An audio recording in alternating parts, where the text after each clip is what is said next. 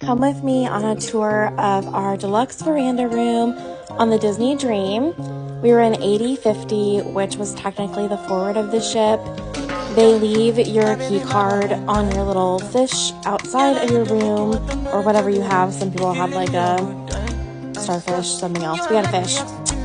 The room was super spacious. I had a queen-size bed. I had some fun little TV that gives you like the schedule for every day, and also has a bunch of like on-demand Disney movies and TV shows.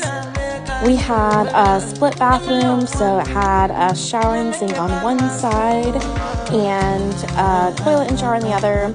That's the card thing for your lights, and you have to have some kind of card in there for your lights to work, so we put in a used Disney gift card. The closets were super large and spacious. They had kind of like a his and her side with plenty of hangers, which was nice. Our veranda was great. I could not believe how much storage they had. There was tons of drawers and shelves.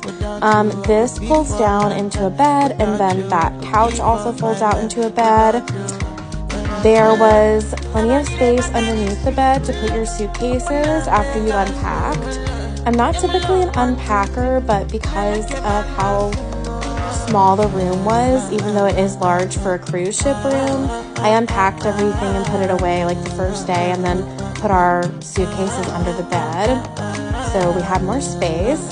Here's my great husband. I wanted him to show how big the shower was, and it looks small with him in there, but it really wasn't that small.